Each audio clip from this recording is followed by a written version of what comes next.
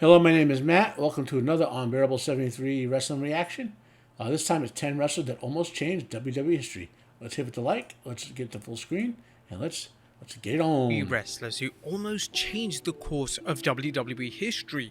These select wrestlers were extremely close to being part of a major storyline which would have had them completely alter their career trajectory. Unfortunately, the plans to include them in a monumental storyline were scrapped, and the wrestlers themselves and fans always look back and ask, what if? Join us now as Wrestlelamia looks at 10 wrestlers that almost changed WWE history. Be sure to subscribe and hit that notification bell for daily wrestling videos, and follow us on Facebook for exclusive lists. Also check out Wrestlelamia.co.uk and our non-wrestling channel, Incredible.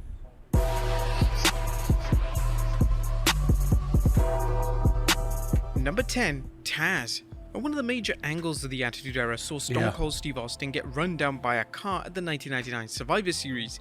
It would later transpire that Rikishi was the man behind the vehicle and that Triple H was the mastermind. However, that wasn't always the plan.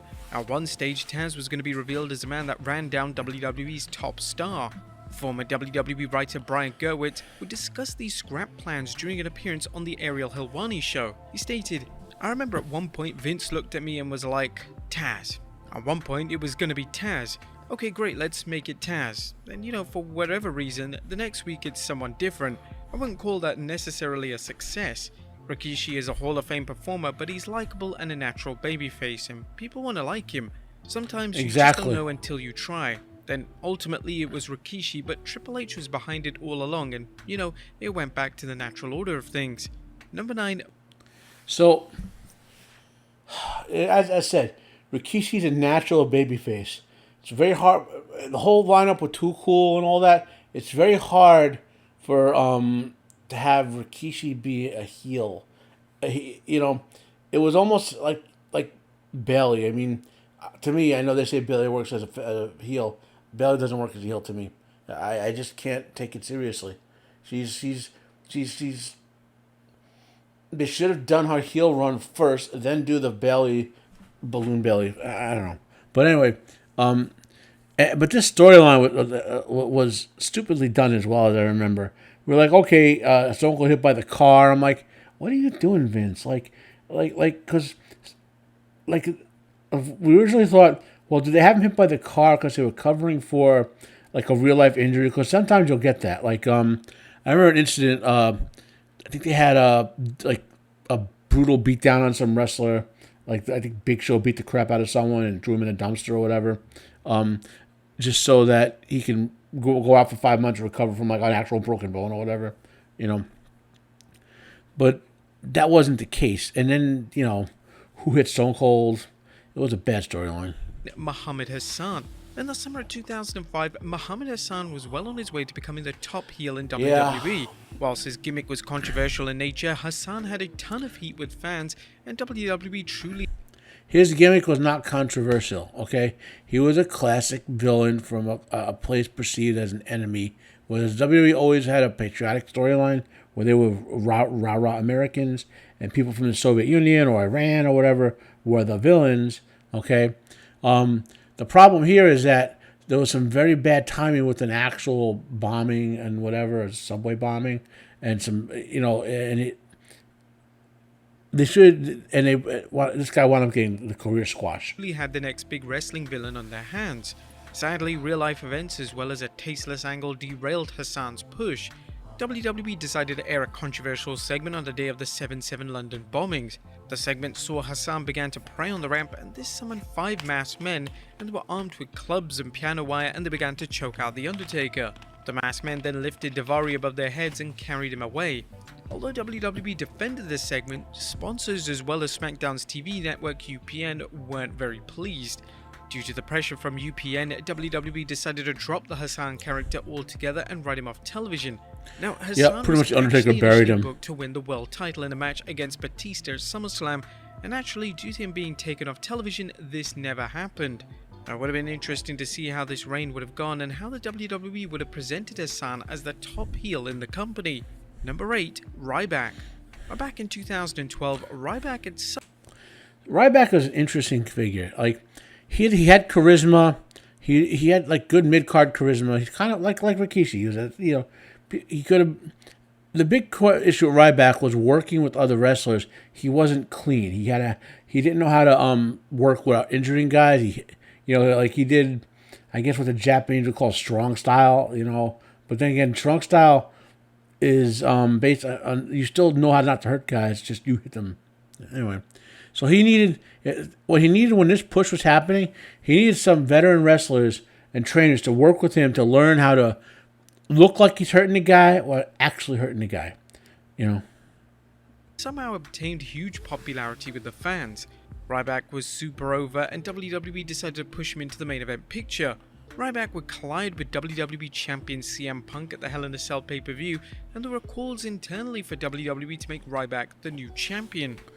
And Punk is the wrong guy to put Ryback in a program with, because Punk will not Punk will put guys over in the ring, but Punk will not work with people, and he'll slam them and shit. And he's an asshole. He's a real-life asshole, okay? These internal calls were based on the fact that Ryback's popularity could be seriously damaged with a loss. WWE eventually decided that Ryback wasn't going to win the title, but he was going to stick around the main event scene. This consequently derailed Ryback's momentum, as he was never the same following his loss to Punk inside a Satan structure.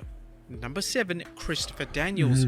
Most fans know Christopher Daniels for his acclaimed work both in TNA and AEW.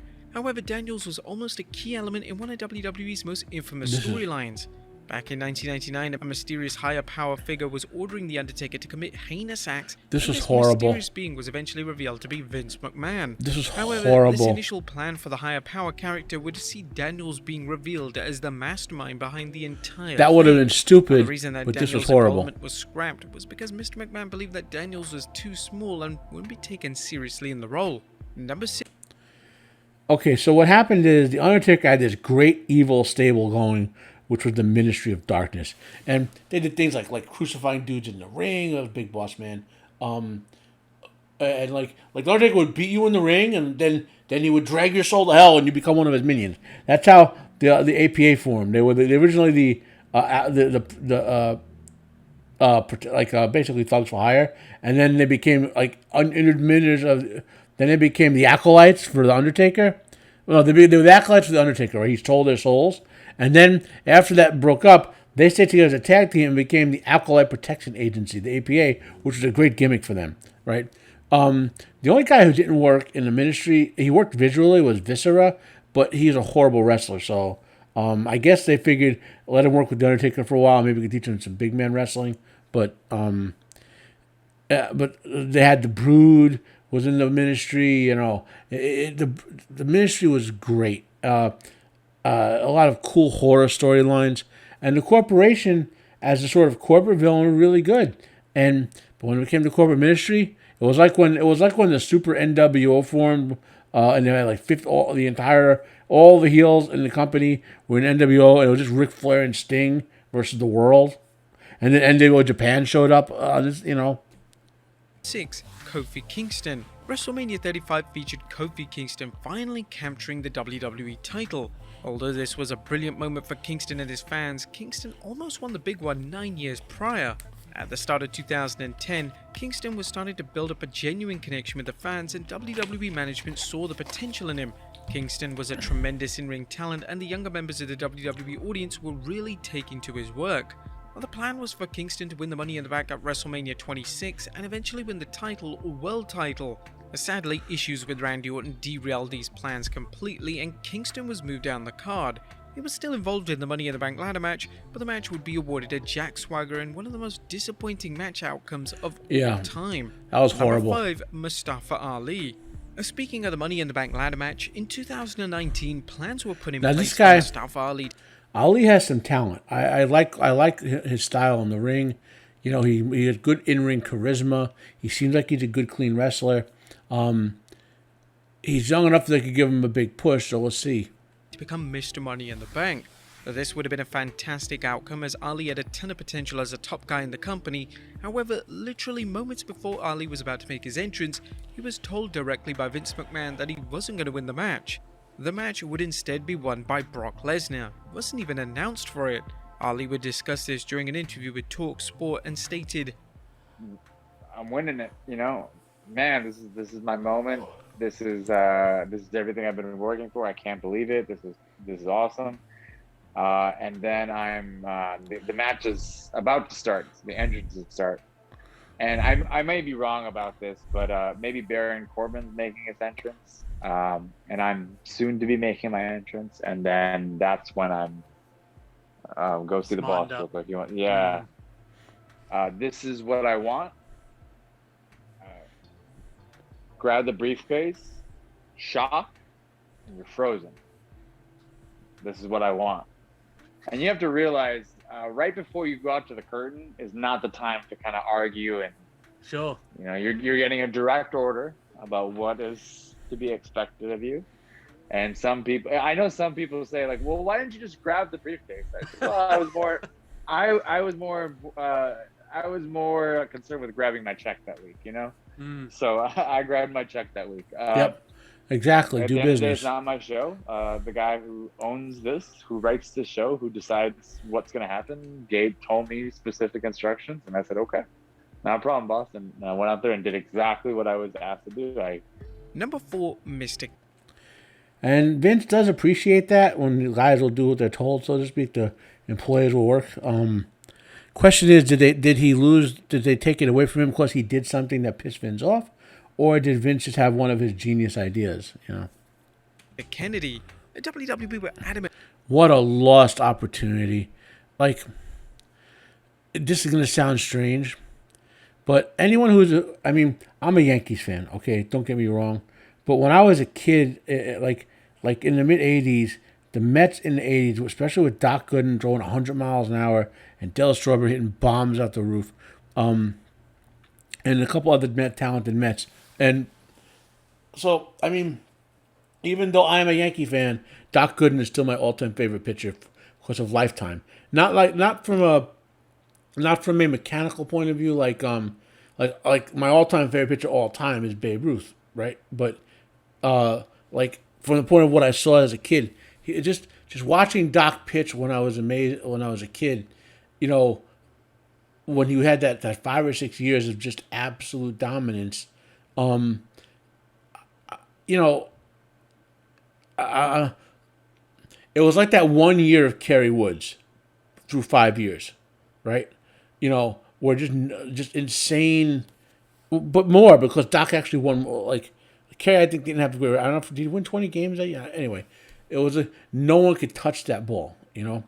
And then those Mets to fall apart the way they did with all the drugs and the injuries, and what that was no one in the management level overseeing the talent to make sure they don't hurt themselves. And that's what happened to Mr. Kennedy here. Okay, this guy had it all. He was like to me in some respects he was the second coming of Mr. Perfect, like Kurt Hennig, but with way more charisma and more and me, to my view, a better in-ring way of moving. And someone, especially with the storyline they were going to give him, which I'll talk about here, if I think they're going to talk about the storyline. Well, Mr. Kennedy is why he has the name Mr. Kennedy, but for people and this is the big loss. I guess maybe now they do it with the wellness program or whatever.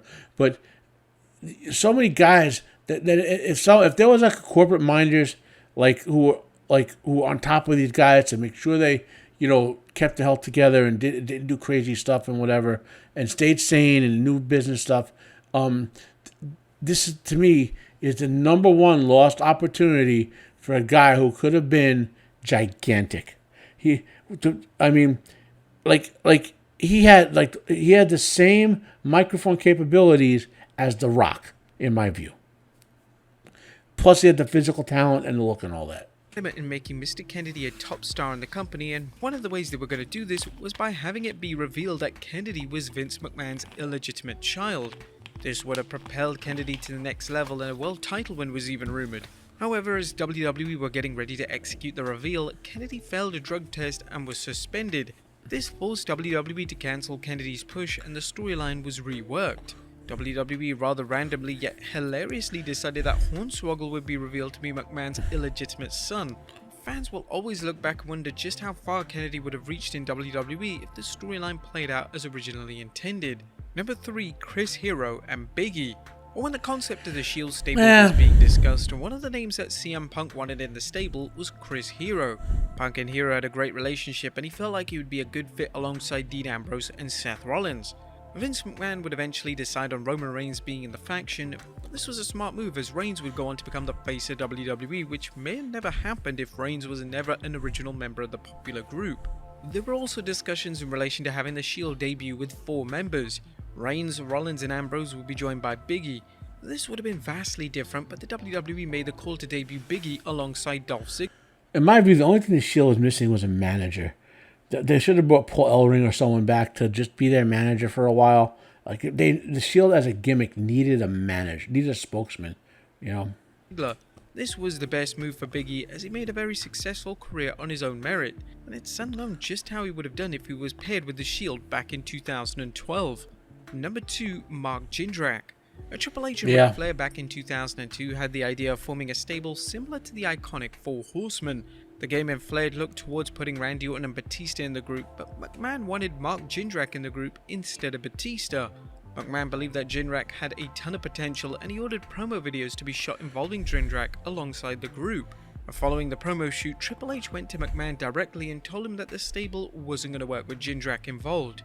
Jindrak would have been replaced by Batista and he would have been moved down the card, but it would have been nothing compared if he remained part of the beloved faction. And number 1. So Evolution. Evolution was one of my favorite WWE factions. They reminded me of a classic way to sort of reboot the Four Horsemen. Although it would have been interesting if Flair and Anderson had rebooted the Four Horsemen in WWE with the new generation of guys to keep it going, so to speak. But now you can't. There's no, because it would have to have been a wrestling member. You have to have 2 of the members. You have to have, in my view, you have to have an Anderson and a Flair, okay, to make a Horseman group, right? And so they could have done that and then, pass the legacy along. Now, maybe if they both have grandkids who wrestle, they can bring it back that way. But anyway, but Evolution. So, total aside, like my favorite 5 wrestling themes of all time. Triple H's The Game by Motorhead. Evolution by Motorhead. Undertaker's original theme, not the any Undertaker theme, to be honest. They're all great, Ric Flair's theme and those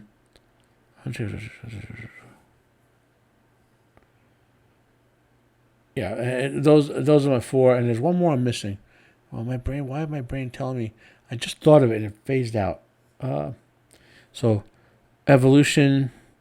The Game, Undertaker, Ric Flair. Oh, Real American, yeah. I love Hogan. I was really thinking of after that in the 80s, Hogan and the Real American and all that was an awesome presentation. Mark Henry. A WWE Hall of Famer, Mark Henry had a great career that included a world title winner, but his career was almost even better. In 2006, WWE made plans for Henry to be the one to end The Undertaker's WrestleMania win streak. This would even be agreed upon by the dead man himself, but as WrestleMania got closer, Vince McMahon began to get cold feet. Eventually, McMahon cancelled the idea. This was a correct move as Henry wasn't the right guy. His in-ring work wasn't the best, and he simply wasn't ready for a win of this nature. Bruce Pritchard discussed these cancelled plans on his Something to Wrestle podcast, saying, Vince, as we got closer to it, got cold feet, I guess, and just realized that maybe Mark wasn't ready at the time for it. And I don't know that there was a real solid plan on the other side either to make it work. Paul Heyman hated it. I don't know anybody that was like, woohoo, let's go do this, other than Vince. Well, there you have it, folks. 10 wrestlers are on. So, yeah, on that one, obviously that wasn't the time to end it. I get that. I agree with that. And Brock was the wrong guy to end it years later, too, by the way. In any case, my name is Matt. It's been a Wrestling Reaction by Unbearable 73. Like if you like, dislike if you dislike. Comment down below, ask any questions about this or wrestling or whatever. If you have suggestions, you can put them in there. Thank you, and have a nice day.